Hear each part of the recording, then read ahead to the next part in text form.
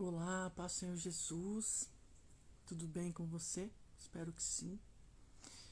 Mais um dia para compartilharmos da palavra de Deus, para dividirmos, o nosso pão diário, para desfrutarmos, dessa comunhão tão boa, tão edificante, que é a leitura da palavra, que é também estar interagindo com as pessoas de alguma maneira, não é mesmo, A pandemia já está terminando, esse período já vai embora logo logo, nós poderemos retornar, à comunidade onde nós congregávamos, mas de qualquer maneira, a nossa vida cristã ela não se resume, dentro dessas quatro paredes. Então, eu acho importante, nós usarmos as nossas redes sociais para lermos a palavra, compartilharmos, estudarmos, meditarmos, pensarmos a respeito das coisas que Deus tem para nós. E hoje eu fui presenteada com uma palavra na Bíblia Sagrada, Isaías 42, uma palavra de esperança, uma palavra de renovo, uma palavra de paz para os nossos corações em momentos tão difíceis, Uma palavra que vai nortear a nossa vida. Eu quero começar com uma oração e espero que essa palavra edifique, que toque no teu coração, que seja capaz de transformar a sua vida, a sua mente e a tua esperança. Amém? Pai, eu quero te agradecer, Senhor, por esse momento, eu quero te agradecer por essa oportunidade.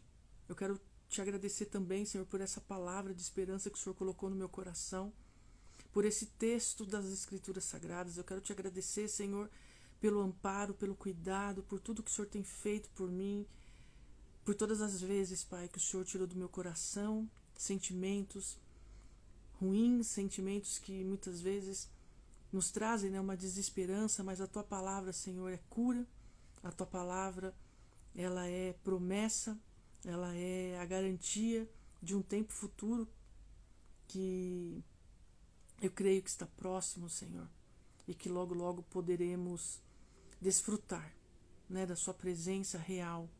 Por enquanto, desfrutamos pela fé, Por enquanto, nós desfrutamos nessa nossa caminhada com Cristo, mas que logo, logo o Senhor volte, Senhor Jesus, para resgatar de fato a Sua igreja, que possamos suportar os maus dias, Até que o Senhor volte, que possamos nos alegrar em Ti, que possamos passar o nosso tempo, Senhor, contando as Tuas maravilhas, falando da Tua palavra, compartilhando desse pão, Senhor, que nos alimenta, que nos fortalece. Pai, muito obrigada. Muito obrigada por tudo, Senhor, por cada dia, pelo fôlego de vida, Senhor, pela lucidez, pela sabedoria na tomada de decisões, Senhor, pela dependência que o Senhor me ensina a ter todos os dias. Muito obrigada, Senhor. Em nome de Jesus Cristo, Pai, eu te agradeço por todo o cuidado.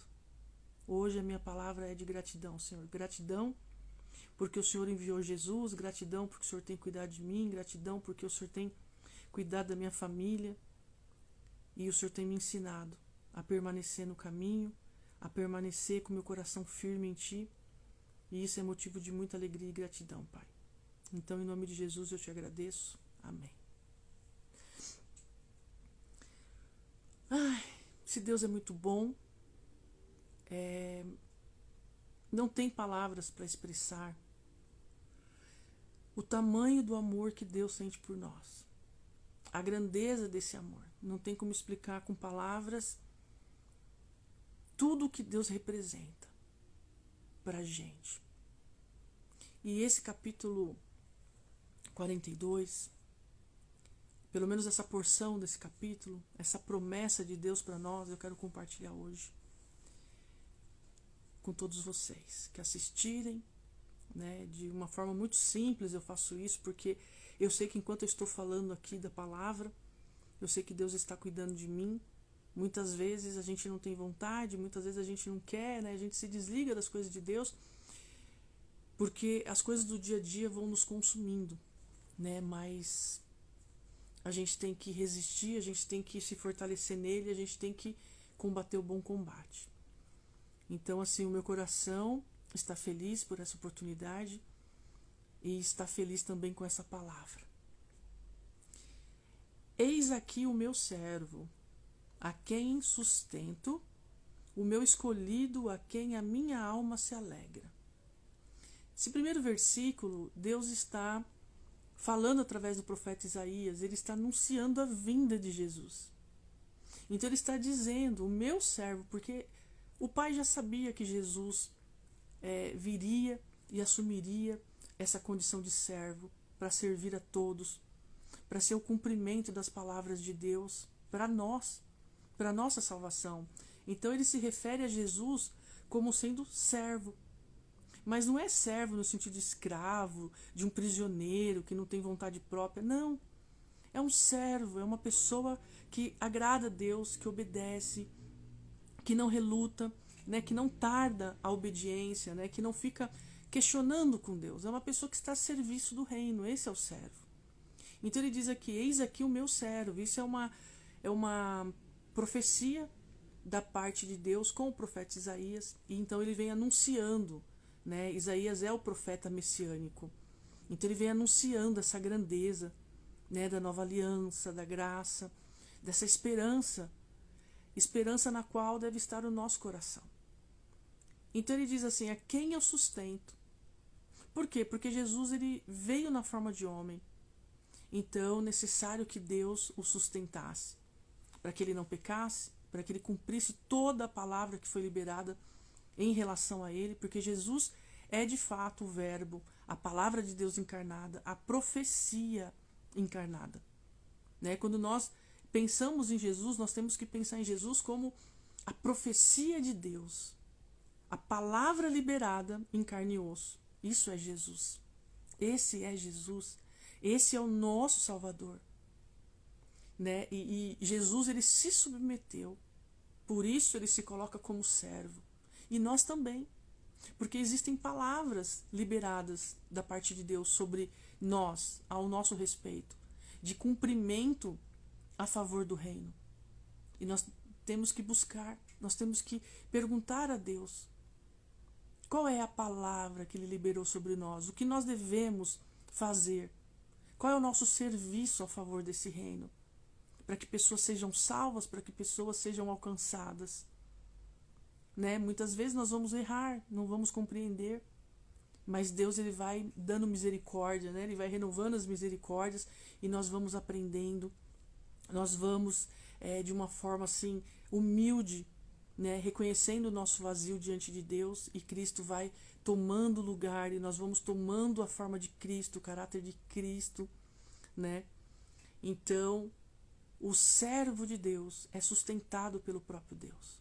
Quando nós estamos a serviço de Deus, Deus vai nos sustentar em tudo aquilo que diz respeito à salvação, em tudo aquilo que diz respeito a vidas, em tudo aquilo que diz respeito ao reino, à igreja, a noiva de Cristo. Então nós temos que entender que nós estamos a serviço desse Deus. E olha o que ele fala, meu escolhido, em quem a minha alma se agrada. Veja, Deus ele anuncia Jesus e diz que Jesus é servo, diz que é ele quem sustenta o seu servo, a quem ele mesmo escolheu. Então, quando nós somos servos, nós temos que entender que antes disso, Deus nos escolheu. Ele tomou uma decisão lá no céu. E ele diz assim, o meu sustento, o meu escolhido, a quem a minha alma se agrada. Então, você vê que a Bíblia é um reino de ponta cabeça. Porque primeiro, Deus diz para nós quem nós somos. Ele diz que tudo que somos dependemos dele. Ele é o nosso sustento. E também que nós somos servos e sustentados porque ele escolheu. E isso, nada do que façamos vai poder mudar o decreto de Deus. E nós precisamos compreender isso aqui. E isso agrada a Deus. Nós nos comportarmos como servo, a serviço, né, desse reino, e permitimos, né, e permitindo que Deus nos sustente, reconhecendo, né, as nossas misérias. Porque quando é que Deus sustenta o servo? Quando o servo entende que é servo e que precisa do auxílio desse Deus. Porque imagina se não fosse Deus nos ajudando, nós não conseguiríamos. É literalmente pela graça, por esse favor imerecido. Só que Deus nos escolheu para essa grande obra, para esse projeto de salvação. E é isso que nós temos que ter em mente. A nossa vida aqui não é para desfrutar das coisas do mundo. A nossa vida aqui é para servirmos ao Rei. É para servirmos ao reino. Em resgate de muitas vidas. Porque Deus, ele anseia salvar pessoas. E isso agrada a Deus. Porque ele próprio diz: a minha alma se agrada. De quem? Do meu servo, a quem eu sustento, o qual eu mesmo escolhi. Então, quando você tem essa convicção que Deus te escolheu e que você é salvo pela graça, o medo vai embora. Lógico, os problemas vêm, a gente se angustia. Esses dias mesmo eu estava chateada com algumas coisas, porque é normal. As aflições, as preocupações, tudo isso é normal na vida de qualquer ser humano, do justo, do ímpio, do crente, do ateu, do cristão, do evangélico, do católico. Todo mundo vai passar aflição. Só que a diferença é que quando nós estamos em Deus e nós somos servos, Ele nos sustenta porque Ele nos escolheu e de nós Ele se agrada, aí tudo fica diferente, tudo fica mais leve, nós confiamos nele, nós sabemos quem é o nosso Deus. E olha o que ele diz aqui, continuando o versículo 1. Pus sobre ele o meu espírito. Lembra quando Jesus estava indo aos céus e ele disse assim para os discípulos: olha, eu estou indo para o meu Pai preparar lugar para vocês. Olha que promessa linda. Eu estou indo ao Pai preparar lugar para vocês. É lindo isso, né? A gente não consegue entender a dimensão disso. Só que eu vou invocar do Pai o Espírito Santo para vocês. Porque aí vocês serão revestidos de poder. Só que esse poder a gente não pode confundir. Esse poder é no sentido de um governo estabelecido pelo próprio Cristo aqui na Terra, e nós vamos dar prosseguimento nesse reino, nesse governo, né? Instituindo a paternidade de Deus, lutando contra as trevas. Então, assim, esse poder, esse revestimento de poder é para quê? É para combater os nossos inimigos nas regiões celestiais. Porque nós já não combatemos mais, né? A nossa luta não é contra a carne e contra contra a carne e contra o sangue, é contra potestades e principados. Então, quando Jesus ele diz que ele vai nos revestir de poder pelo derramamento, né, do Espírito Santo, ele quer dizer o quê? O Espírito Santo vai fortalecer. O Espírito Santo vai dar poder para vocês. Mas poder em que sentido? De vencer a carne. É esse poder, não é um poder tipo algo assim que você exerce sobre alguém, entende? É um poder você com você mesmo, né? Então aqui ele diz assim: pus sobre ele o meu espírito e ele promulgará o direito para os gentios. Quando vem Jesus, ele é batizado, lembra lá em Mateus? Ele encontra João Batista, ele é batizado nas águas, ele sai das águas, o Espírito Santo já tinha vindo sobre ele, ele é conduzido ao deserto, é tentado, vence a tentação que lhe é imposta, é servido pelos anjos e ali então ele dá início ao seu ministério. Então, assim, quando o Espírito Santo ele vem e ele nos reveste com esse poder, porque isso é uma promessa bíblica, esse poder é para nós resistirmos ao dia mal, né? Como está escrito em Efésios, né? Revestir-vos de toda a armadura de Deus. Agora, quem nos dá o discernimento? O próprio Espírito Santo. Então, esse é o poder que vem do céu para nós. Não é para você exercer poder sobre alguém, é para o teu espírito, em comunhão com o Espírito Santo de Deus, exercer poder sobre a sua carne. E ali você vai renunciando e você vai matando a sua carne, e você vai vencendo todos os dias de fé em fé, de glória em glória. Entende? Então a gente tem que ter cuidado quando a gente fala de poder, né? Porque algumas pessoas acham que esse poder também, se o Espírito Santo quiser, mas aí não é um poder nosso, entende? É o poder e a soberania de Deus que vai realizar o milagre através de mim ou de você ou da palavra. Mas aí não é esse tipo de poder, nesse conceito humano, de força, nesse poder que mede força, não. É um poder de sustento, nós podemos, para que nós possamos não desistir no meio do caminho. Então nós precisamos estar revestidos desse poder. É esse poder que sabe, que é a vitamina. É igual o espinafre pro Popeye, que dá aquele super poder, e aí ele resiste e combate o mal, mais ou menos nesse sentido. Só que a nossa luta não é efetivamente contra alguém, mas a gente precisa combater, né, os nossos inimigos, o nosso adversário, nas regiões celestiais. Amém? E aí ele diz assim, olha, e ele promulgará o direito para os gentios. Porque antes era só para o povo de Israel. E a misericórdia de Deus chegou para nós. A misericórdia de Deus abriu o leque. E hoje todos estão incluídos no Evangelho. Todos têm direito à salvação. Todos serão justificados naquele grande dia, diante do tribunal de Deus, quando nós nos apresentaremos. Qual será a nossa sentença? Mas aqueles que estão em Cristo recebem a justificação, porque Cristo é o nosso dono, Ele nos comprou com preço de sangue. Então, quando a nossa esperança está nisso, nessa palavra maravilhosa, nós descansamos no nosso coração. E ele diz assim também no versículo 2: não clamará, não gritará, nem fará ouvir na praça sua voz. E Jesus, ele faz uma advertência, né, no Evangelho, porque ele diz assim, olha, tomem cuidado quando as pessoas forem orar nas praças, quando elas forem, né, ficar de pé nas sinagogas, né, Evangelho não é isso. Então, aqui mostra que Jesus realmente era um homem discreto, né, que ele não fazia nada para se aparecer, ele não falava alto, ele não gritava, ele era um homem que estava aqui a serviço do reino para ensinar a palavra de Deus, como ela deve ser ensinada, e ali ele ia cumprindo o ministério. E os sinais que ele fazia, obviamente, era para cumprir tudo aquilo que havia sido dito sobre ele. Tanto que quando você lê o evangelho que escreveu Mateus, Mateus faz questão, e para que se cumprisse a palavra, e ele vai narrando o cumprimento dessas profecias, porque Jesus veio para cumprir toda a palavra, de esperança, de juízo, de justiça, de tudo. Entende?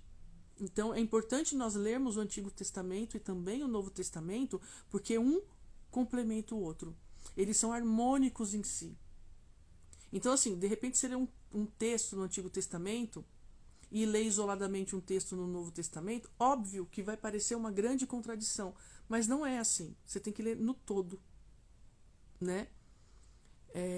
Porque ninguém consegue montar um quebra-cabeça de 5.000 peças, por exemplo, e se você não tiver a imagem, né, se não for concedida ali uma foto daquela imagem, você só vai descobrir qual é a imagem toda quando você tiver pelo menos 80% do quebra-cabeça montado. E esses 20% ainda pode escolher algum detalhe. Não é assim?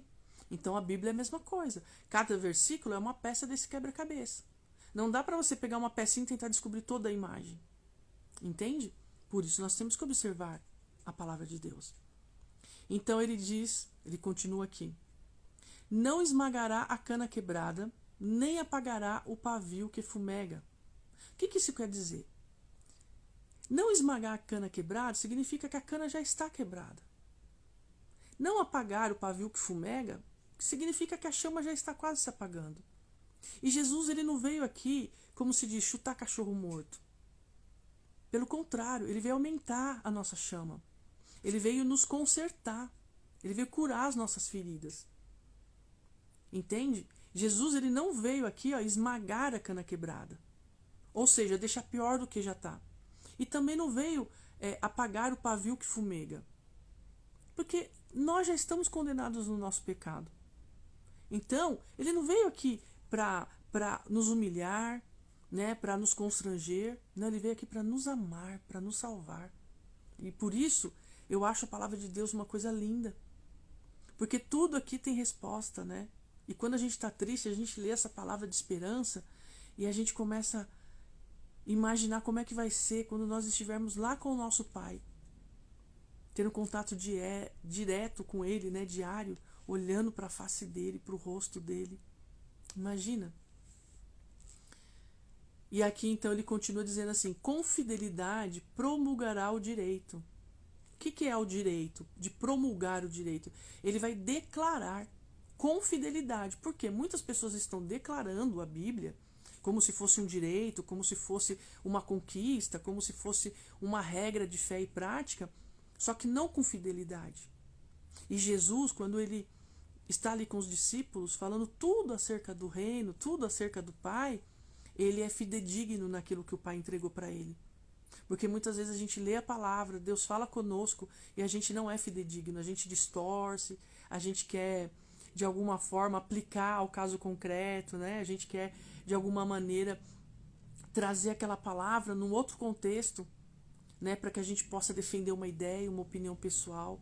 Isso é muito triste, porque aqui é exemplo das Escrituras, com fidelidade, né? Promulgará o direito. Então, sabe quando uma lei está no Congresso Nacional e o presidente precisa promulgar aquele direito para ele passar a ter validade?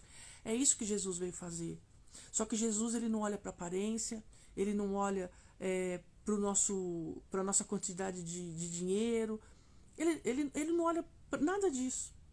Né? Então, assim, quando ele vier, e como ele já veio e ele vai voltar, o que vai acontecer? Ele vai dar o decreto final, aquele que está lá em Gênesis capítulo 3.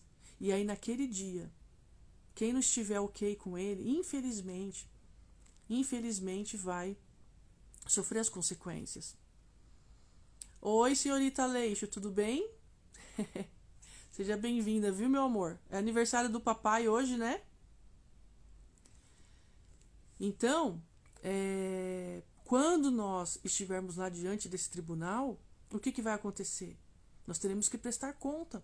Por quê? Porque a palavra que Jesus nos deu, a palavra que ele estabeleceu como sendo de direito, né? Ela é fidedigna. Ela é fiel. Não há mentira na boca dele. Né? Então, nós temos que ter essa consciência, né, do que Jesus nos ensinou, entendendo que toda e qualquer palavra que ele disse é a verdade absoluta a respeito do ser de Deus, daquilo que Deus determinou para que ele viesse aqui nos ensinar. E ele fez isso com excelência, não é mesmo? E aqui ele diz assim, ó, no versículo 4: não desanimará, nem será esmagado, até que estabeleça na terra a sua justiça, e as terras do mar aguardarão a sua doutrina. Jesus, quando ele veio, ele foi esmagado. Isaías, ali um pouquinho para frente, no capítulo 53, ele diz que Jesus foi esmagado e que Deus teve prazer em esmagá-lo, né? Teve prazer em moê-lo. Então ali Jesus, antes da crucificação, ele apanha muito, né? A carne dele literalmente é esmagada, né? Só que aqui está dizendo o quê? Que ele não será esmagado até que se estabeleça na terra a justiça. Então quando ele nasce, né, e ele começa ali o seu ministério, ele só foi para a cruz, ele só foi, né, para a morte naquele grande dia da crucificação, depois que ele já tinha estabelecido a justiça, depois que ele já tinha nos ensinado acerca das coisas do Pai. E sempre que a multidão, né, estava com ele, e que os fariseus e aquele pessoal inimigo queria matá-lo, ele fugia. Por quê? Porque ele sabia que não era o momento. Ele sabia que ele precisava se manter vivo naquele momento específico. Para quê? Para concluir, né, a promulgação de toda a justiça. Então, enquanto ele não tivesse ensinado todos os princípios, toda a doutrina, ele não poderia aceitar a crucificação. Tanto que quando ele vai para o Getsêmani, né, ele já vai sabendo. Ele já vai sabendo. Por isso, o espírito dele se angustia, né, ele fica angustiado a ponto de morte, ele mesmo declara isso, e ele se entrega para os seus inimigos. E ele se submete a todo aquele tratamento de tortura, a todo aquele tratamento de covardia que fizeram com ele, por amor de nós, para que se cumprisse essa profecia de Isaías 42, Isaías 53 e tantas outras. né, profecias bíblicas a respeito. O próprio capítulo 3 de Gênesis, né, já é uma profecia messiânica. Quando Jesus ali diante do pecado de Adão e Eva, ele diz que viria, né, o nosso Salvador para resolver aquela situação que Eva e Adão aprontaram ali, né, desobedecendo a Deus. E isso é triste. Mas quando a gente pensa que existe uma esperança, que existe uma solução para os nossos pecados, a gente tem que se alegrar. E se alegrar muito, muito, muito, muito, muito. E aqui então ele diz assim: não desanimará, nem será esmagado até que se estabeleça a justiça. Aguardarão a sua doutrina. A gente tem que... Hoje a gente já não está esperando mais, né? Porque a doutrina já foi dada. Hoje a gente guarda no nosso coração. E a gente está aguardando a volta dele, né? Imagina essa palavra aqui, a gente se encontrar com essa palavra, que é o próprio Jesus, nos céus, e morar com ele, e poder conversar sobre todas essas coisas. Vai ser muito lindo. E aí, continuando aqui no versículo 5, ele diz assim: assim diz Deus o Senhor, que criou os céus, estendeu, e que formou a terra e tudo o que ela produz. Lá o capítulo 1 e 2 de Gênesis, né? Quando Deus cria todas as coisas a partir do nada e coloca ordem no caos e luz nas trevas, né? E organiza todas as coisas para nós. Que Deus maravilhoso, né? Organizou todas as coisas, depois ele nos cria e fala assim, ó, desfrutem. Tá tudo pronto. É só vocês desfrutarem, é só vocês curtirem. E aí parece que não foi o suficiente, né? E Eva teve que satisfazer a vontade do próprio coração. E nós estamos pagando o preço, e Jesus pagou um alto preço por causa disso. Mas glória a Deus, porque nós estamos salvos por causa desse sacrifício, amém? Versículo 6. Eu, o Senhor, chamei você em justiça, e o tomarei pela mão, e o guardarei, e farei de você mediador da aliança com o povo, e luz para os gentios. Você percebe aqui que ele, Jesus, né, ele vem sendo anunciado durante toda a narrativa bíblica, até o Novo Testamento, que já conta a história dele, efetivamente já nascido e encarnado, a palavra encarnada, o verbo. E aqui ele diz assim, ó, eu, o Senhor, o chamei, né, em justiça, porque Deus não pratica injustiça. Então, quando nós estamos em Deus, qual é o chamado para nós também, que somos imitadores de Cristo? Andar em justiça, porque Deus é justiça. E quando a gente não consegue entender que a nossa justiça tem que ser a justiça de Deus, nós começamos a praticar a nossa própria justiça, que é injustiça contra Deus. É soberba. Por isso que ele diz, chamei você em justiça. O nosso chamado em Deus é para a justiça. Só que nós não somos justos.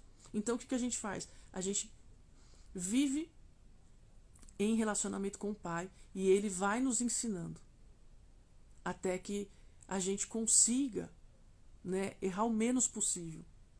A gente vai pecar, não tem jeito, mas o nosso coração grato vai se entristecer quando pecarmos. Nós vamos sentir vergonhas quando pecarmos. Nós vamos sentir assim o nosso coração arrependido, sabe? O nosso coração sofrido, porque a gente não quer desagradar esse nosso Deus, a gente não quer, sabe, entristecer esse nosso Deus. E é isso que eu acho lindo, sabe, quando a gente se converte, e eu tenho aprendido isso todo dia, porque todo dia é conversão, é de ter essa gratidão com Deus, e de olhar para o problema e falar assim, Senhor, realmente eu preciso do Senhor, me ajuda. E aí você fica ali, com a sua mente, com o seu coração em Deus, e de repente as coisas vão fluindo, e Deus vai te capacitando, e você vai organizando as ideias, e Deus ali ele vai te dando as ferramentas necessárias, né? A força, o poder necessário, né? Para combater a carne que está ali aflita, e a gente vai conseguindo, a gente vai vencendo, a gente vai permanecendo. E ele diz assim, farei de você mediador da aliança com o povo. Ou seja, Jesus é o mediador, não existe um outro. Não existe um outro, não existe santo, não existe água benta, não existe óleo ungido, óleo de Israel, água do Jordão, não existe. Terço, fotinho de santo, pé de coelho, ferradura atrás da porta, não é nada disso. A única pessoa, o único meio que nós temos para nos achegarmos a Deus, ao nosso Pai, é Jesus Cristo, o mediador. Porque o próprio Deus disse: farei de você mediador da aliança. Ou seja, para se aproximar a Deus, a gente precisa do quê? De um mediador. E quem faz essa intermediação? O próprio Cristo. Então, eu também já criei em outras coisas, né? Eu também já tive fé em outras coisas. Em crucifixo, eu achava que se eu tivesse um crucifixo... Eu tenho uma gargantilha, acho que não vai dar pra ver. Não, acho que não dá pra ver. Mas está escrito Jesus. É vazadinho, né? Recortadinho. Eu acho que não dá pra ver. Mas se der pra ver, ó, acho que deu. Tá escrito Jesus, mas eu não tenho fé, porque eu achei bonitinho, né? Esse pingentinho escrito Jesus. Comprei. Também tem esse anel escrito Jesus. Deixa eu ver se dá pra ver. Ó, tá vendo? Mas assim, eu não tenho fé no anel. É só um anel, é um objeto. Mas o nome, quando eu vi, eu comprei porque eu falei assim, vai ser minha aliança com Cristo. Toda vez que eu olhar, eu vou ver o nome do meu Senhor, do meu noivo, do meu esposo. Então, assim, é uma lembrança no sentido, assim, de uma coisa minha, mas não tem poder nenhum, minha fé não tá nisso, e eu não acho que se eu tiver um anel eu vou ser mais abençoada. É que realmente eu achei bonito. Então, assim, já que é para comprar um anel, eu pensei, né, já que é para comprar um objeto, por que não? Se eu vi está escrito o nome do meu Salvador, por que não? Né? Então, assim, eu não posso fazer disso o meu amuleto. De ficar beijando. Ai, Jesus, ai, me ajuda. Não, aí eu tô colocando a minha fé no objeto. Eu simplesmente achei bonito, né? Quando a gente casa, a gente não compra uma aliança? Então, só tô casada com Jesus, né?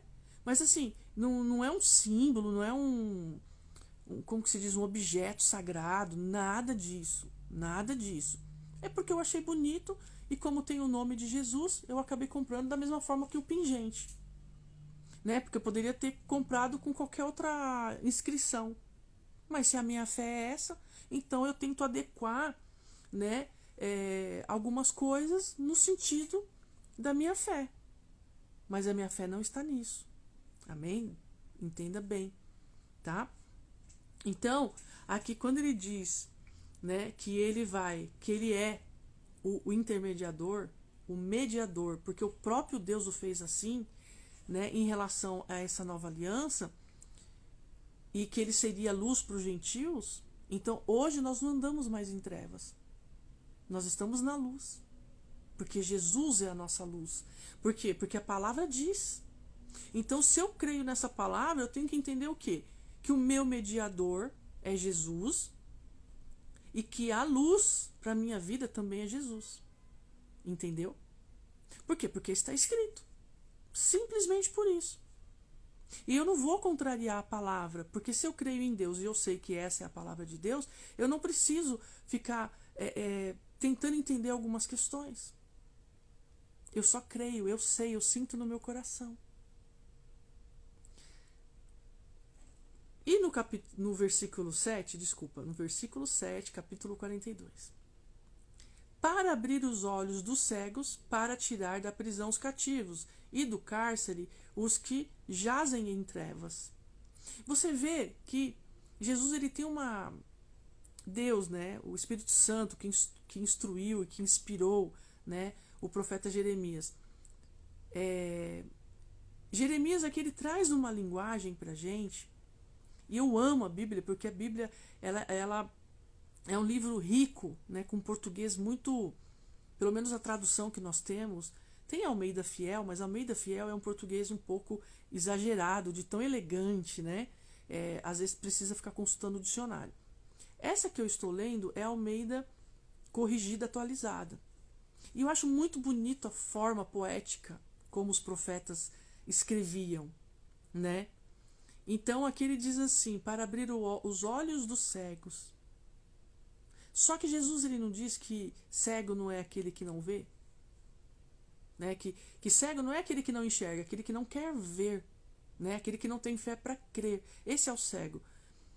E tirar das prisões os cativos e do cárcere os que jazem em trevas, porque quando nós não estamos em Cristo e nós não estamos, né, na luz de Jesus, nós estamos em trevas.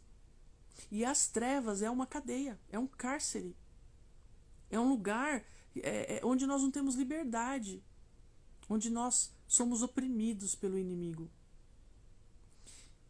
Então, Deus aqui ele diz assim, olha, quando eu enviar para vocês, né, o meu servo, o meu escolhido, ele vai ser a luz para vocês, ele vai abrir os olhos de vocês, olhos espirituais. Obviamente, ele curou, né, alguns cegos de forma física, concreta, efetiva, mas aqui eu vejo muito mais assim de abrir os olhos daqueles que não querem enxergar, que não querem crer nessa palavra, que não querem, sabe, compreender toda a grandeza do Evangelho. E ele diz assim também, né, para tirar da prisão os cativos, do cárcere aqueles que estão em trevas, porque de fato eu vivi muito tempo cativa quando eu estava no meu pecado, e depois que Jesus ele veio entrando, ele foi iluminando e o pecado foi aparecendo de uma tal forma que eu já não conseguia mais conviver com ele. Porque muitas vezes, eu reparei isso na minha vida, muitas vezes o que acontece? Nós nem sabemos que determinada coisa é pecado. Ou não nos damos conta mesmo e não queremos falar do assunto, enfim. Só que quando Jesus ele entra, não tem como. Não tem como. É como você entrar numa sala apagada, numa sala escura. Você ligou a luz, não tem como você não enxergar o que está nela. Se tiver um sofá, você vai enxergar o sofá. Se tiver uma televisão, você vai enxergar uma televisão. Se só tiver parede, você vai enxergar a parede. Mas a partir do momento que acendeu a luz, não tem como você dizer, ai, não estou enxergando. Entende? Então, quando Jesus ele chega e a gente fala, ah, mas eu não estou entendendo, mas eu não estou vendo, mas é por quê? É porque você está cego nesse sentido. Então, é essa cegueira que Jesus quer curar. É essa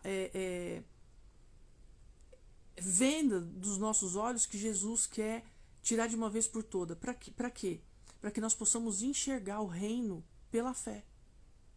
Porque assim, você concorda que se um cego de nascença, né, um cego, uma cegueira física, se ele nunca enxergar na vida dele, então ele não vai ser salvo? Vai ser salvo. Entendeu? Então por isso que eu creio que esse versículo diz respeito a essa cegueira espiritual. Porque se fosse assim, um cego de nascença, né, um cego de cegueira física mesmo, ele não poderia ser salvo, porque ele jamais veria. Entende? E aqui também, essa questão dos cárceres e das trevas diz muito mais respeito à nossa vida de pecado, de cativeiro espiritual, do que propriamente uma pessoa que está num cárcere. Porque, por exemplo, eu nunca fui presa. Então, se eu levar ao pé da letra aqui, eu vou cometer uma grande heresia. Porque então eu vou ficar com a impressão que só vai ser salvo quem efetivamente estiver dentro de um cárcere, de uma cadeia, de uma grade. Ou quem de fato for cego e Jesus precisar ir lá e curar e restituir a vista. Então aqui, para mim, né, é uma cegueira espiritual e é uma cadeia espiritual também. Oi, boa noite, Rê, tudo bem? E no versículo 8 ele diz assim, eu, o Senhor, este é o meu nome. Não darei a mais ninguém a minha glória, nem a minha honra a imagens de escultura. Então você vê assim que quando Jesus ele veio para cumprimento dessa profecia, ele não usurpou, assim, não é que ele não usurpou o trono, porque o reino dele não é desse mundo, mas assim, ele não ousou querer ser Deus, por causa dessa palavra. Porque aqui diz assim, ó, eu sou o Senhor, Deus falando dele mesmo. Eu sou o Senhor, esse é o meu nome. Não darei a minha glória a ninguém, nem a minha honra a imagens. Então, o que acontece? Quando Jesus vem, ele conhece essa passagem bíblica. Então, o que ele se refere? Eu sou servo do Senhor, porque lá no versículo 1, o próprio Deus já disse que eu seria servo. Mesmo sendo o filho amado, mesmo sendo o primogênito, né? o segundo Adão, para a nossa salvação, mas ele entende essa passagem bíblica. Então, por isso que o tempo todo ele diz, né, para os discípulos: no reino de Deus, quem quiser ser maior vai ser o menor. No reino de Deus, quem quiser ser o primeiro vai ser o último. Por causa dessa profecia. De todas as profecias bíblicas, mas aqui eu entendo que quando Deus ele diz assim, olha, eu sou o Senhor, e nem Jesus vai ter a minha glória, e nem Jesus vai ter a honra que é dada a mim, eu, o Deus de Israel. Então aquele Jesus homem, embora Deus e digno de toda a honra e toda a glória, é nesse sentido, quando Deus ele diz assim, olha, vocês têm que prestar culto para mim. Através de quem? Do mediador que é Jesus, o meu filho, o meu servo, o meu ungido. É uma coisa assim que, se a gente não tomar cuidado, a gente começa a tratar Jesus como se ele fosse um ídolo. Né? A gente começa a tratar Jesus como se ele fosse uma imagem que a gente cria na nossa cabeça, de olhos azuis e barba e cabelo comprido, e a gente começa a adorar aquela imagem. Só que aqui é uma advertência de Deus, e a gente precisa observar isso aqui. Porque Deus ele deixa muito claro que ele é o Senhor, e que ninguém, nem o seu servo, no caso Jesus, quando ele vem nessa condição de mediador. Por isso que Jesus ele faz questão de ensinar essas coisas pra gente não cometer enganos. Porque a promessa que existe sobre Jesus em relação ao nome que é sobre todo nome, ao príncipe dos príncipes, isso é uma coisa de relacionamento dele com o Pai. E ele mesmo sabendo que era Deus, e Jesus aqui deixa isso muito claro, Deus deixa isso aqui muito claro, quando diz assim, olha, você vai para ser meu servo, o meu amado, o meu escolhido, em quem eu tenho prazer. É assim que eu quero que você se comporte lá, como servo. Você não vai ficar dando carteirada em ninguém. Você não vai ficar dizendo, é porque eu sou filho de Deus, eu vim aqui, agora eu vou trazer juízo. Não. Ele entendeu exatamente a profecia de Isaías. E ele cumpriu na íntegra tudo isso aqui. E lembra lá no versículo, deixa eu achar aqui, versículo 4, não desanimará, nem será, não, desculpa. Cadê? Ah, tá. Não esmagará a cana quebrada, nem apagará o pavio que fumega. Por quê? Porque Deus ele falou assim, olha, tá todo mundo condenado, tá todo mundo sofrido. Eu vou te enviar, você vai, porque eu já fiz uma promessa para o meu povo. Inclusive você vai alcançar a todos os gentios, né, com essa salvação, com a graça, porque você é a manifestação de tudo que eu sou. Eu fico imaginando essa conversa entre Deus e Jesus lá no céu, né? E aí Jesus se submete, vem, é gerado. Assim, tem umas coisas na Bíblia que assim são complicadas assim da gente entender, quanto mais da gente explicar, a gente entende pela fé. Mas imagina Jesus conversando com o Pai, né, com o nosso Deus, e de repente assim, Jesus fala assim, olha, agora você vai nascer do ventre de Maria, eu vou te colocar lá no ventre de Maria. Aí o Espírito Santo vai lá e coloca Jesus dentro do ventre de Maria. Ele é um embrião. E aí, a partir daquele dia, o Jesus não estava mais no céu com o Pai. Ele estava aqui com a gente. É doido isso, né? E o Jesus que estava lá conversando com Deus, quando fez todas as coisas, não estava mais lá. Ele se reduziu na nossa condição humana. Isso é muito sobrenatural. Mesmo que ele não tivesse nem ido para a cruz, isso já seria, assim, para mim já seria algo assim gratificante para eu admirá-lo e querer ficar com ele o resto da minha vida. Porque assim, quando eu paro para pensar, Jesus lá na glória, conversando com o Pai, e de repente, puf, sumiu, foi parar dentro da barriga de Maria, um embrião. O que é um embrião? Né? Para quem já é mãe, assim, fica vendo aquele bichinho pequenininho, aquela coisinha miudinha. Era Jesus. Se tivesse esses equipamentos, né, ultrassom, e Maria tivesse, ela ia ver lá o embriãozinho. Deus dentro da barriga dela. né? Deus Filho dentro da barriga dela. E ele já não estava mais no céu.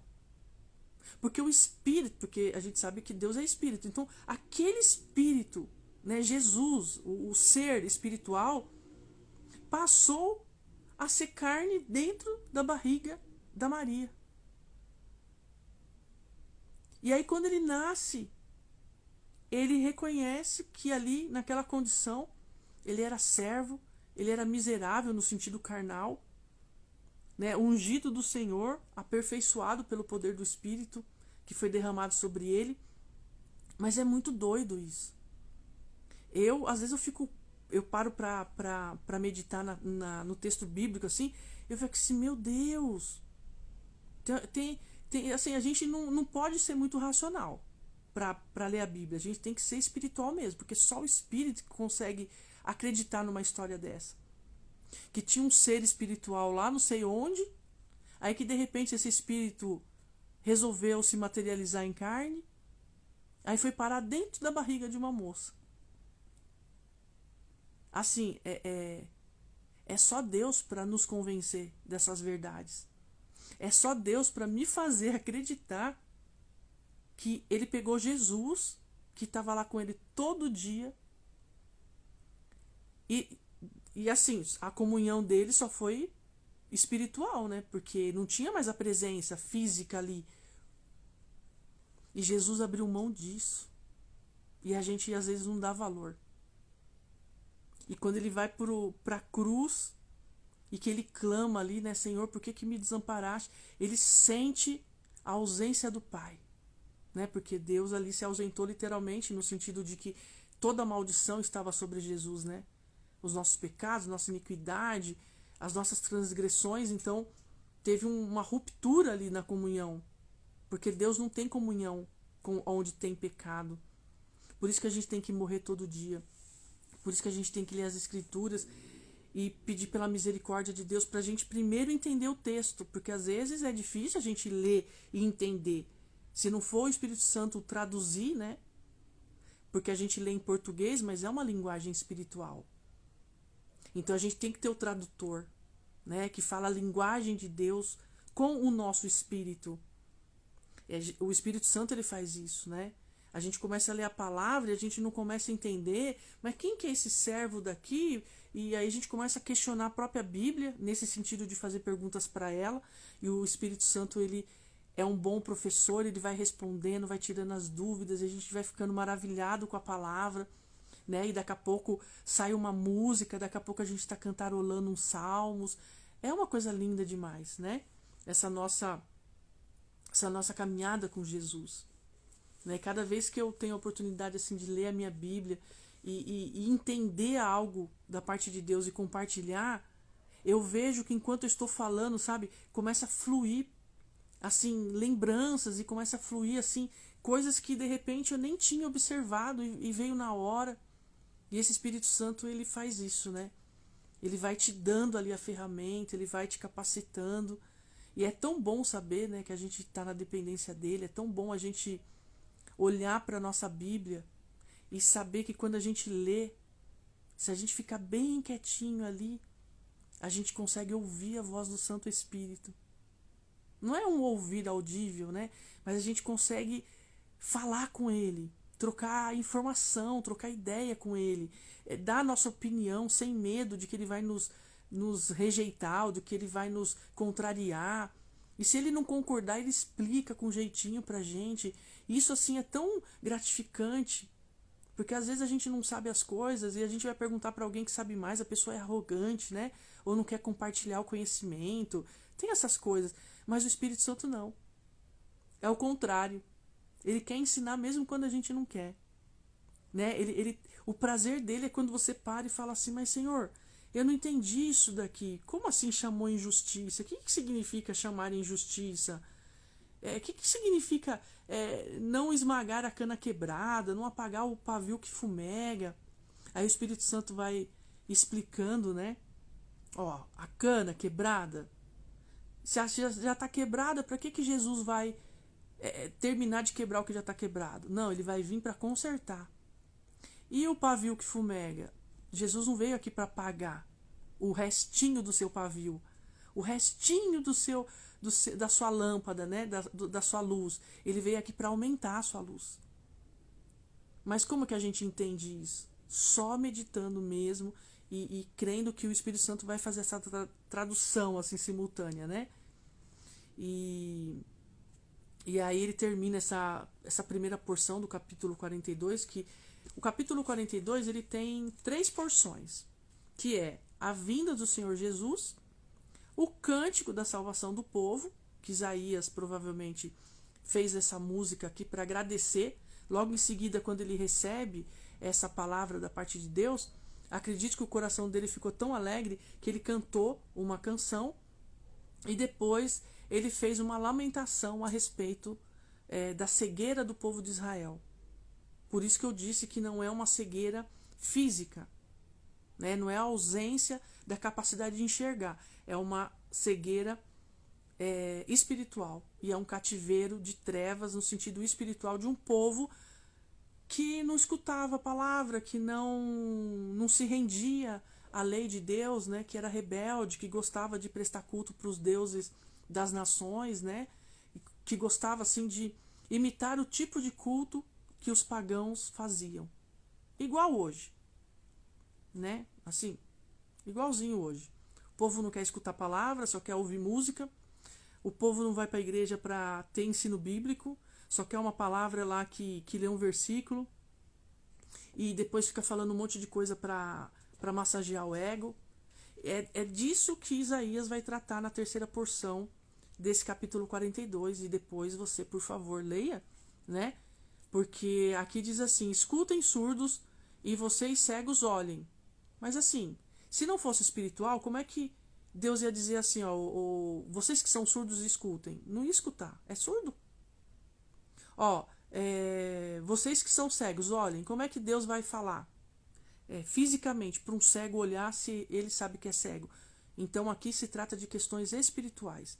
E a gente precisa entender a Bíblia como sendo um livro espiritual. Se a gente for entender e dar um sentido literal, a gente vai pregar heresia.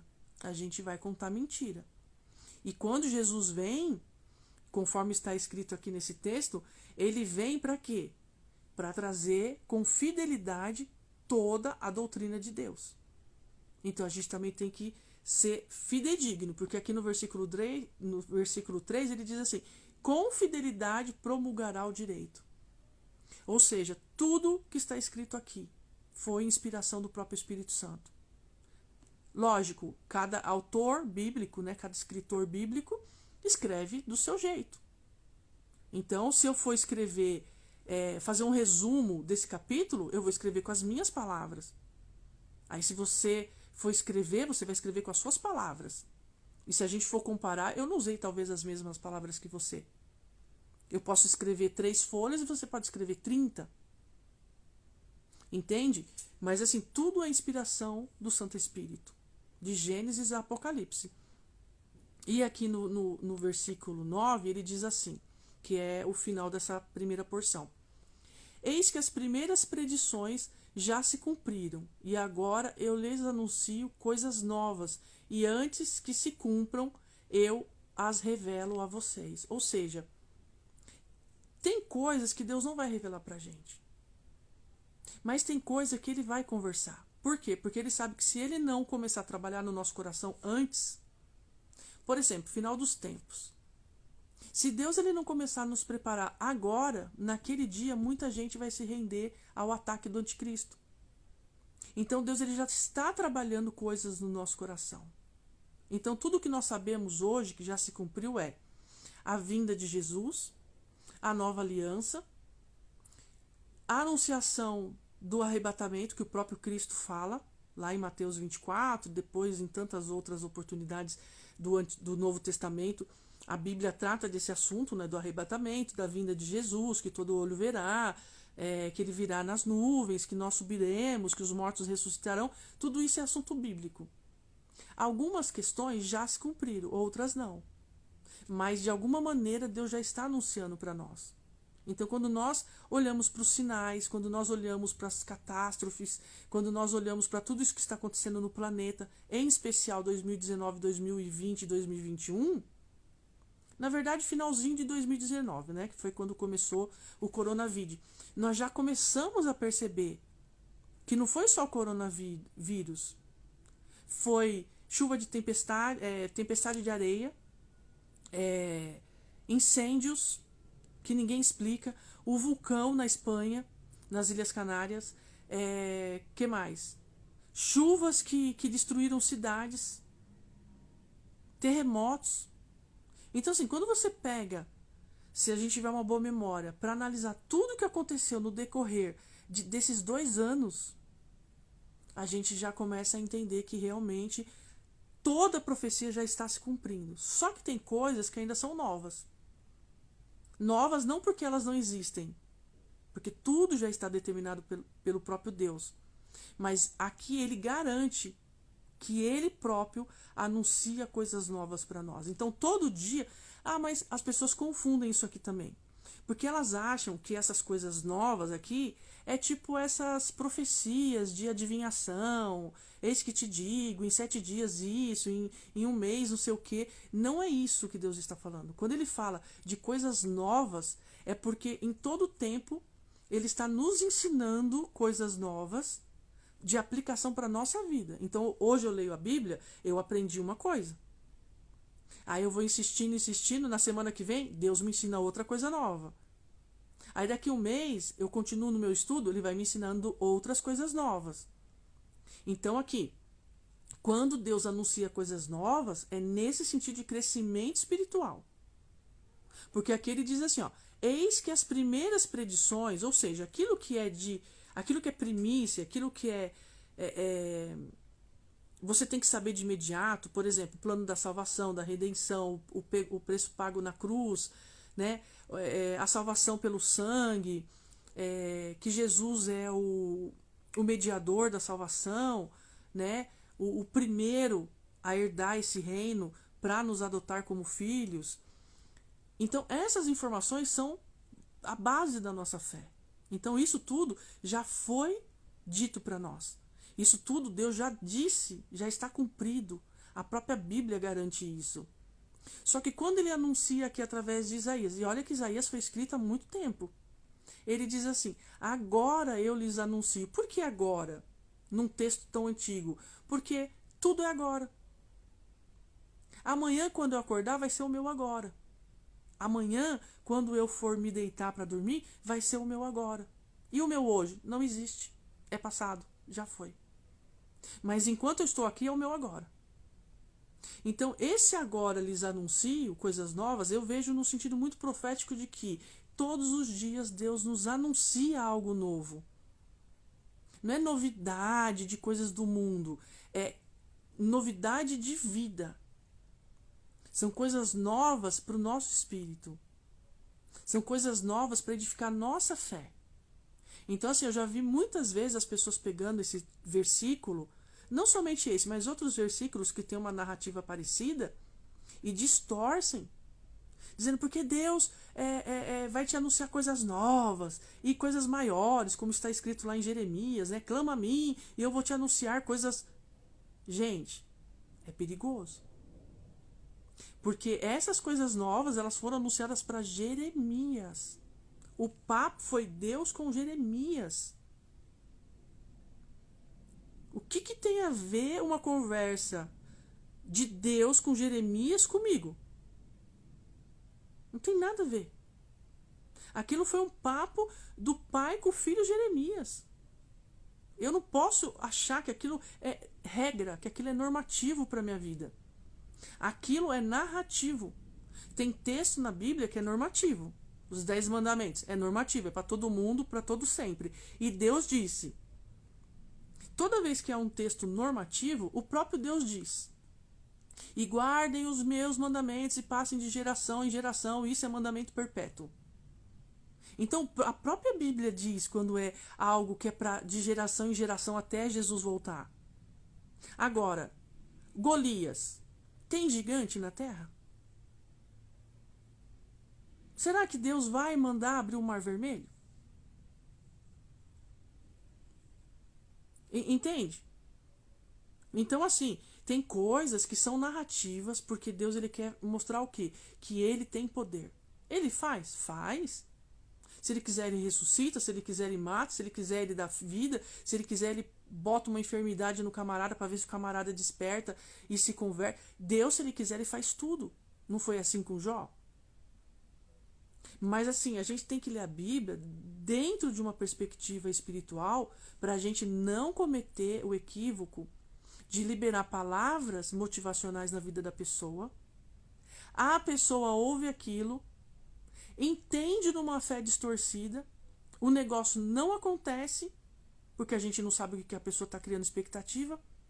E aí, sabe contra quem ela vai se voltar? Não é contra a pessoa que liberou aquela palavra.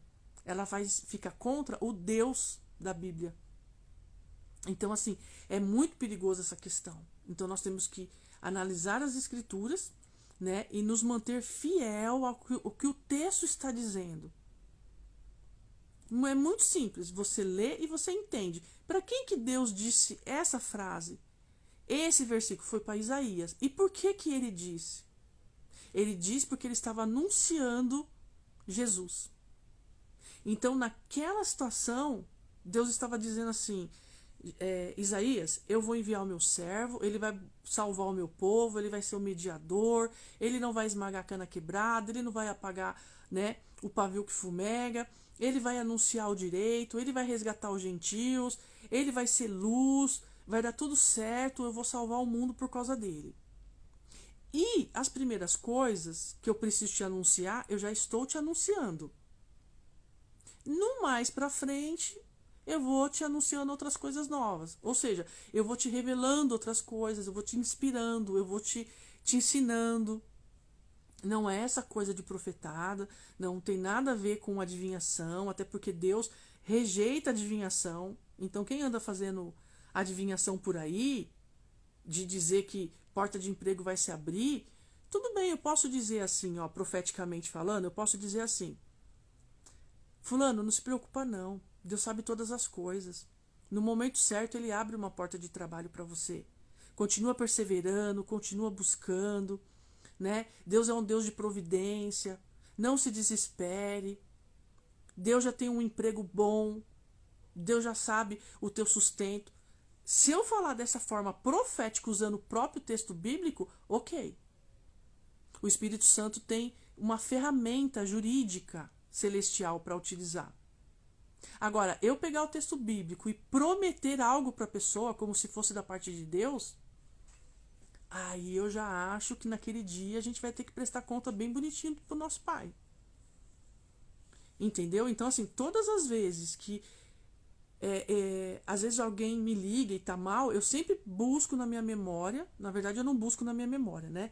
Eu fico ali em espírito de oração e aí o Espírito Santo me lembra de um versículo, aí eu repito o versículo. Ah, fulano, ó, não fica assim não. E aí eu vou recitando a própria Bíblia. Porque a Bíblia, ela é profética em si mesma, né? A Bíblia, ela é promessa eterna em si mesma. Então, se eu falar profeticamente para uma pessoa, olha, não se preocupa, o Senhor é seu pastor, Ele sabe da sua necessidade, Ele cuida de você, aguenta firme, busca em Deus, Ele vai solucionar isso. Eu não estou fazendo uma adivinhação, eu não estou fazendo uma promessa no sentido de algo ali que a própria Bíblia não diz. Mas eu não posso determinar tempo, eu não posso ter... Ó, se fosse algo que fosse biblicamente correto, Jesus, quando ele estava lá diante da morte de Lázaro, ele poderia ter profetizado. Não poderia? Ele poderia simplesmente ter falado assim: eu profetizo, Lázaro, sai para fora. E Lázaro ter ressuscitado de lá onde ele estava. Porque lembra na passagem do centurião, que o servo estava lá doente? Aí o próprio centurião fala assim para Jesus: eu sou homem de autoridade. Quando eu dou uma ordem, faça isso, faça aquilo, os meus soldados, os meus servos cumprem. Se o Senhor der uma palavra, essa palavra vai se cumprir lá na minha casa. Só que Jesus não profetizou. Ele deu uma ordem e repreendeu a doença. É diferente. Para quê? Para que se cumprisse a palavra. Porque a própria palavra diz que Jesus encarnado curaria, ressuscitaria. Então ele não estava fazendo nada por ele mesmo. Ele só estava cumprindo uma palavra já pré-determinada no Antigo Testamento. Então, quando você observa todos os milagres que foram realizados por Deus através da pessoa de Jesus, você vai ver que no Antigo Testamento está se referindo àquele milagre. Ele não fez um milagre que não tivesse respaldo no Antigo Testamento. Então, esse negócio de eis que te digo não existe. Nesse sentido que eu estou falando de profetada, né? De coisa que a pessoa sente na sua carne e aí acha que está ajudando a pessoa, só que não está. Porque se aquela palavra não se cumprir, você está matando a pessoa na fé. Então não é mais fácil pegar um texto bíblico, um versículo, e recitar para aquela pessoa, reproduzir o versículo? Não, olha, Deus é contigo. O Senhor é seu pastor. E recita a própria Bíblia. Porque essa palavra vai entrar no coração da pessoa. Então, assim, a gente tem que tomar cuidado e interpretar esse tipo de versículo aqui com toda a atenção, com toda a cautela. Não tirar um tio e nem acrescentar um tio. E isso não foi um mandamento para mim, Veridiana. Isso foi um mandamento para o próprio Cristo. Quando Deus diz aqui, eis que envio o meu servo, eu sustentarei o meu servo, eu o escolhi para essa função e eu me agrado nele. Porque ele sabia que Jesus obedeceria em tudo. Óbvio, né? Ele veio para isso. Essa foi a grande obra, né, de Jesus aqui. E aí quando ele diz assim, e tudo que Jesus falar vai ser verdadeiro, fidedigno a respeito de mim mesmo, ele tinha autorização. Não foi nada de profetada, de adivinhação. Tudo. Pega a fala de Jesus. Tudo que. Pega você quer ver um exemplo? Pega Mateus capítulo 5, 6 e 7. E vê se não está tudo lá escrito nos Salmos. Vê se não está escrito no livro dos profetas. As pessoas acham que Jesus inventou aquele sermão. Só que ele não inventou aquele sermão. Porque ele é o próprio verbo, ele é a própria palavra. Tudo que saía de Jesus era a palavra de Deus, ele não é o verbo encarnado. Então Jesus ele não falava nada de si mesmo. Isso é tão evidente na Bíblia. Eu não sei como que as pessoas conseguem dizer que o Sermão do Monte isso e prega de um jeito. Eu falo, gente, o Sermão do Monte está todinho no Antigo Testamento. Todas as palavras, todos os ensinos, sem tirar nem pôr. É só ler a Bíblia. Lê lá tudo que está em vermelho. Sabe aquelas Bíblias que tem a letra vermelha? Compra uma Bíblia dessa. Não compra não. Baixa o aplicativo YouVersion, que ele tem essa opção de deixar em vermelho a fala de Jesus, e manda comparar e fazer referência cruzada da palavra de Jesus para ver se tudo que ele falou não está lá em Deuteronômio, em Números, em Levítico. Levítico nem tanto porque é mais específico. Mas observa. Esses dias eu estava lendo, eu li o Pentateuco, só que eu já tinha lido o Novo Testamento, né? E eu falei, meu Deus, olha aqui da onde Jesus tirou aquelas palavras. E eu já ia lembrando. Então assim, tem uma Bíblia, Bíblia em português que chama, é um site. E ele faz referências cruzadas, ele dá o original da palavra. Se eu não me engano, é Bíblia em português. E aí ele abre um site lá. Agora eu não vou lembrar. Acho que é Bíblia em português que chama. É muito bom. Porque ele te dá referências cruzadas de tudo que tem na Bíblia sobre aquele assunto. Ele coloca a parte interlinear. Ele te dá o original da palavra no hebraico e no grego. Então, assim, só prega heresia quem quer, né? E a gente tem que ter esse compromisso com a palavra, porque o próprio Jesus, ele ficou submetido em todo o Antigo Testamento. Assim, não tem algo que Jesus, um ensino, né, uma doutrina que Jesus tem ensinado que não tenha sido primeiro ensinada aqui, ó. Porque senão João estaria mentindo quando ele diz que Jesus é o Verbo estava com Deus e ele era Deus e tudo se fez e sem ele nada se fez. E João dá aquela introdução maravilhosa no capítulo 1, né, do Evangelho que ele escreveu. Se Jesus não é o Verbo, então o Antigo Testamento não existe. E se Jesus realmente é o Verbo, então tudo que ele falou é o Antigo Testamento. É o cumprimento do Antigo Testamento. Porque tudo diz respeito a Cristo. A Bíblia é cristocêntrica, não tem nada que fuja da pessoa de Jesus, desde Gênesis. Porque, ó, capítulo 1 e capítulo 2. Quem criou todas as coisas? Ele, junto com o Pai e o Espírito Santo. E depois o homem também. Façamos o homem a nossa imagem e semelhança. Aí quem que aparece no capítulo 3? Jesus. Na sentença que Deus dá para o pecado e na promessa de futura salvação. Depois de Gênesis capítulo 3, tudo é promessa de salvação em Cristo. Abraão, Noé, a arca, a destruição.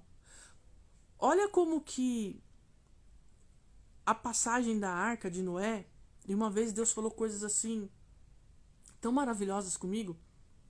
Ele falou assim: lembra na época de Noé, quando estava todo mundo distraído e só Noé trabalhava para a salvação? Aí Noé entra na arca, vem o dilúvio, a terra toda é destruída, tudo que tem fôlego de vida morre. E planta a gente sabe que tem fôlego de vida, né? Porque é uma vida. Não tem um espírito, não tem uma alma, mas é uma vida. E aí Deus disse assim: tudo vai ser destruído. Quando Noé sai da arca, já não está tudo restaurado? Ou Noé teve que plantar árvore, teve que limpar os rios, separar a água doce da salgada? Não. Enquanto ele está ali dentro da arca, fechadinho, do lado de fora, a natureza está obedecendo a ordem de Deus dada lá em Gênesis capítulo 1 e 2. Então o mar, a água baixou, o mar começou a produzir os peixes, se bem que, né, peixe não tinha morrido mesmo, mas acredito que alguns animais aquáticos, talvez ali por conta de uma mistura de água, não sei, talvez possa ter acontecido de algum morrer. Mas esquecendo os animais aquáticos, todos os animais terrestres e todos os animais dos ares morreram. Por quê? Porque a água ficou muito tempo. Então assim, já não tinha comida, não tinha plantinha, não tinha nada. Só que quando Moisés sai da arca, tudo já está restaurado. Por quê? Porque ele solta a pomba e a pomba traz um ramo de oliveira. Agora, quem plantou a árvore? Quem cuidou daquela arvorezinha? Quem gerou na árvore aquele ramo de oliveira? A ordem de Deus lá de Gênesis capítulo 1 e 2. Porque quando ele deu uma ordem para a terra continua produzindo até hoje. Quando ele deu uma ordem para a água continua produzindo até hoje.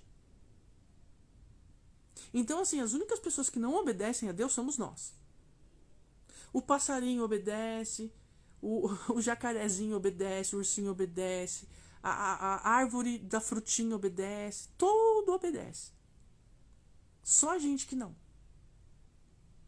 Então, naquele grande dia, quando Jesus voltar, que a terra vai ser destruída e a gente já sabe o fim das coisas, o julgamento e tal, nós vamos passar um tempo com Jesus, né? Porque vai ter toda aquela parte da escatologia, né? Que não é o assunto aqui. E depois nós vamos habitar aqui nessa terra. Porque Deus vai preparar tudo de novo. Ele vai restaurar o caos que a gente mesmo fez. E a gente vai passar aqui. E a gente vai viver aqui. E Ele vai andar com a gente. E Ele vai cuidar da gente. A gente não vai precisar mais trabalhar. Não vai ter mais dinheiro. Não vai ter mais nada dessas coisas do mundo. Nada que influencie o ser humano a se corromper novamente. Como foi no Éden. Né? Então, assim, a gente tem que estudar as escrituras, sabendo que toda palavra é digna da nossa aceitação, que toda palavra é a verdade, que nós temos que falar sobre a verdade com verdade, né? Cuidado para a gente não fazer uma interpretação equivocada, só falar daquilo que realmente o Espírito Santo já nos ensinou, né? Porque assim, antigamente quem me ensinava era o diabo. E aí eu, para defender o meu pecado, pregava direitinho como ele me ensinava. E quando eu descobri a verdade, para mim foi muito duro, né? Descobri a verdade sobre mim, eu digo. E aí, através da verdade bíblica, eu tô caminhando aí, né, para a glória de Deus, né, e compartilhando aquilo que eu creio que Deus já está me ensinando de uma forma mais certinha. Eu não sei tudo, né, mas pelo menos o pouquinho que eu sei eu já vou compartilhando, passando para frente, porque de graça recebo, de graça passo para frente, né? E a gente vai amando uns aos outros, compartilhando dessa palavra, né, e edificando a vida das pessoas e fazendo o que está no nosso coração, né? E quem tiver ouvidos que ouça, quem tiver um coração disposto que obedeça, né? Porque naquele grande dia não vai ter argumento, não vai ter obra, não vai ter boas ações, só vai ter um coração de adorador. E a hora que Deus identificar cada coração de adorador, o nosso corpo vai ressuscitar, ou, se estivermos vivos, vai subir com ele nas nuvens e nós herdaremos aquele reino que nós já estamos vivendo aqui, né? Quem não gosta do reino dos céus, que gosta muito do mundo, já se fez inimigo de Deus e aí precisa se reconciliar com urgência, né? Não dá para servir os dois senhores. Então é isso que eu queria compartilhar. Acho que eu passei até um pouquinho, né? Mas Deus sabe todas as coisas. Eu estou muito feliz, estou muito grata.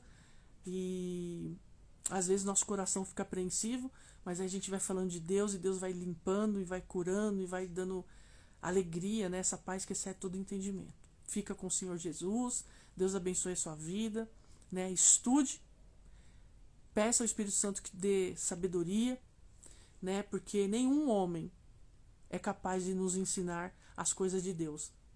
Por isso que Deus mandou Jesus, para ele, com fidelidade, nos instruir sobre toda a verdade. Por isso ele diz: vinde a mim e aprendei de mim. Então, o nosso manual de estudo está aqui, né? É bom ouvir pessoas que sabem, porque isso nos edifica, mas a gente precisa também estudar as Escrituras. Por quê? Porque o anticristo já está por aí. E ele vai, inclusive, fazer com que os escolhidos, os eleitos, caiam por causa da doutrina de engano dele. Então a gente tem que estar muito, muito, muito atento mesmo, para a gente não se corromper, para que naquele grande dia a gente não venha ser enganado por esse maluco, né, cujo nome eu não vou precisar dizer, mas ele é conhecido como o pai da mentira. Por isso que Jesus ele veio para nos ensinar a verdade, porque somente a verdade destrói as mentiras de Satanás. Amém? Deus abençoe. Até a próxima.